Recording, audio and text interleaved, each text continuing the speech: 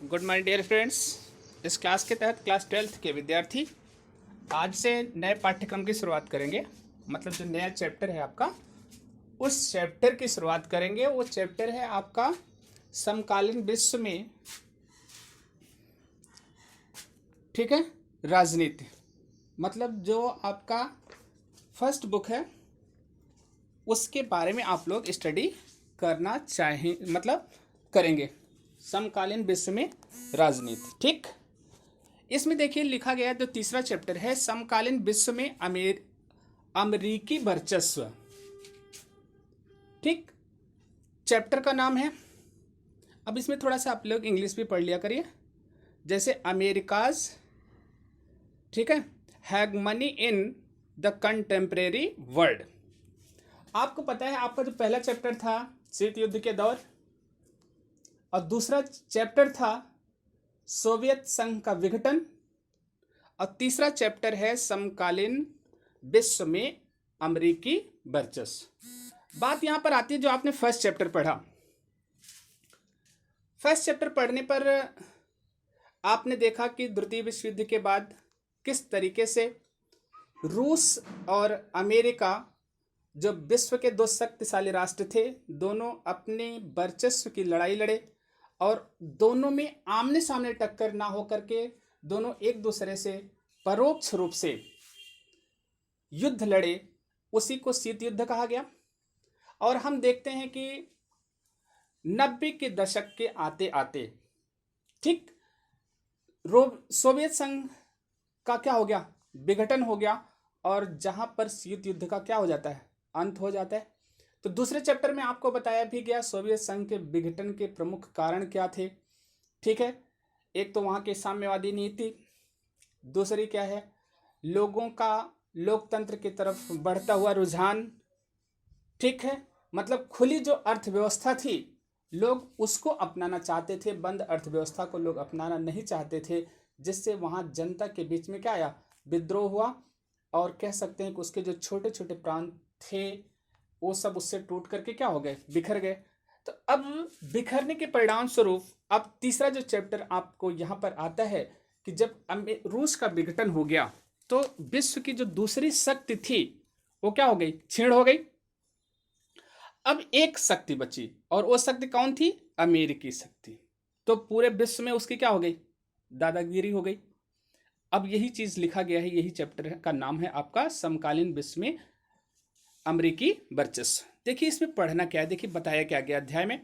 शीत युद्ध के अंत के बाद संयुक्त राज्य अमेरिका विश्व की सबसे बड़ी ताकत बनकर उभरा, और विश्व में कोई इसकी टक्कर का प्रतिद्वंदी ना रहा।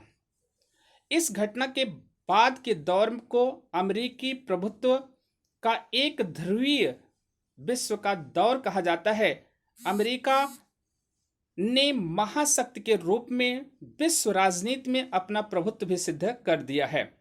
विश्व का कोई भी देश आज संयुक्त राज्य अमेरिका की टक्कर में नहीं है, और ना ही कोई देश उसका प्रतिद्वंदी बनने का साहस कर सकता है। विश्व का कोई भी देश आज संयुक्त राज्य अमेरिका से प्रतिस्पर्धा नहीं कर सकता। इराक तथा लीबिया के इस संबंध में संयुक्त राष्ट्र सुरक्षा परिषद के निर्णय को उदाहरण के रूप में देखा जा सकता है। मतलब कई जगह पर संयुक्त राष्ट्र संघ ने हस्तक्षेप किया, लेकिन अमेरिका संयुक्त राष्ट्र संघ को भी क्या कर दिया, नजरअंदाज कर दिया। ठीक, आज हम देखते हैं कि एक नया जो विश्व है, मतलब एक नया देश जो उभर करके अमेरिका के सामने चुनौती के रूप में आता है, वो कौन है, चाइना। तो अब चाइना किस तरीके से न्यू वर्ल्ड पॉलिटिक्स में मतलब हस्तक्षेप उसका हुआ, उसको आप लोगों को आगे पढ़ना है। अभी अभी इस चैप्टर के अंतर्गत आप लोगों को केवल अमेरिकी वर्चस्व के बारे में स्टडी करना है। देखिए लिखा गया नई विश्व व्यवस्था की शुरुआत। अभी तक जो व्यापार, मतलब सारी जो शक्तियां थी, शक्तियों के दो केंद्र थे, तो इसका मतलब विश्व दो जगह से रेगुलेट होता था। संसार कितनी जगह से, दो जगह से। लेकिन अब क्या हो गया, थोड़ा सा परिवर्तन हो गया। अब परिवर्तन, एक ध्रुव कमजोर होने से जो विश्व व्यवस्था थी वो पूरी तरह से क्या हो गई, एक जगह पर संकेंद्रित हो गई। देखिए लिखा गया 1991 में सोवियत संघ का विघटन हो गया। इसके साथ ही शीत युद्ध समाप्त हो गया। संयुक्त राज्य अमेरिका अब विश्व का एकमात्र शक्ति रह गया, इसलिए विश्व राजनीति पर उसका वर्चस्व स्थापित हो गया। राजनीतिक विद्वानों ने इस घटनाक्रम को नई विश्व व्यवस्था का नाम दिया। अमेरिकी राष्ट्रपति जॉर्ज बुश तो पहले ही इस प्रकार का संकेत दे चुके थे कि मतलब एक नई विश्व व्यवस्था कायम हो गई। जो विश्व दो ध्रुवों में बटा था वो किधर की तरफ हो गया, एक ध्रुव की तरफ, मतलब अमेरिका की तरफ। प्रथम खाड़ी युद्ध के दौरान ही ऐसा आभास होने लगा कि सैन्य व आर्थिक क्षमता के मामले में विश्व के शेष देश अमेरिका से बहुत पीछे हैं।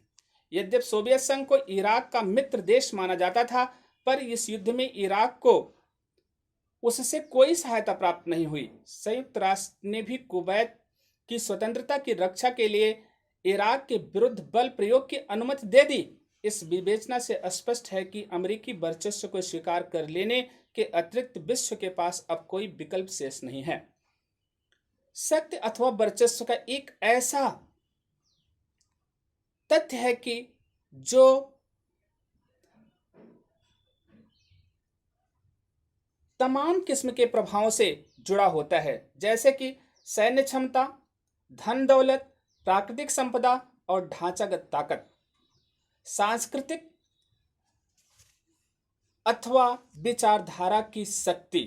मतलब जो विश्व वर्चस्व है वो कितने रूपों में जुड़ी हुई है। उसके तीन प्रमुख रूप बताए गए, सैन्य क्षमता, दूसरा क्या है धन दौलत, प्राकृतिक संपदा और ढांचागत ताकत, तीसरा क्या है संस्कृति और विचारधारा। ठीक, जब हम विश्व राजनीति में अमेरिका के वर्चस्व की चर्चा करते हैं तो हम इन तीनों दृष्टिकोणों से पर विचार करेंगे। ठीक है, तीनों दृष्टिकोण, सैन्य क्षमता, धन दौलत, प्राकृतिक संसाधन, इसके बाद क्या है सांस्कृतिक अथवा विचारधारा की शक्ति। देखिए, अमेरिका जो था अब दूसरे राज्यों को अपने आदेशों का पालन करने के लिए मजबूर करता है और अपनी धन दौलत और ढांचागत ताकत के बलबूते पर वह दूसरे राष्ट्रों से अपनी इच्छा मनवाता है, या यह कहिए कि अन्य राज्य अपना व्यवहार अपनी इच्छा के अनुसार गढ़ लेते हैं। प्रायः वह अपनी शक्ति या सत्ता की धौंस भी जमाने लगता है। वर्चस्व की स्थिति खतरे में नहीं है। उदाहरण के लिए अफगानिस्तान और इराक में सैन्य बल के प्रयोग का यह परिणाम निकला कि हजारों बेगुनाह लोग भी मारे गए।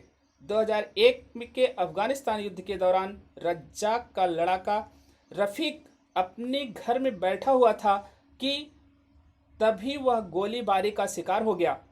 वह अपनी दोनों आंखों की रोशनी खो बैठा और इंजीनियर बनने का स्वप्न धरा का धरा रह गया। अभी इसको पढ़ेंगे आप एनसीईआरटी की बुक में, तो ये स्टोरी दी गई है कि किस तरीके से वो इंजीनियर बनना चाहता था, लेकिन युद्ध में अनायास ही, मतलब निर्दोष था, लेकिन उसकी आंखों की रोशनी क्या हो गई, खो गई। अमेरिका अपनी धन दौलत के बदौलत अब इतने बढ़िया मैनेजमेंट के शिक्षण संस्थान चला रहा है कि एशिया और अफ्रीका के देशों में होनहार नवयुवकों युवतियों से शिक्षा ग्रहण करना चाहते हैं। मतलब जो वहां जाकर के क्या करना चाहते हैं, शिक्षा ग्रहण करना चाहते हैं। ठीक, इसके बाद उनमें से इन ज्यादातर वहीं जाके क्या हो जाते हैं, बस जाते हैं। तो इसकी आपको देखिए, जो पहला चैप्टर है इसमें इन चीजों का आपको अध्ययन करना है। कल आपको आगे बताया जाएगा नई विश्व व्यवस्था में अमेरिकी वर्चस्व। Okay, thank you for this class.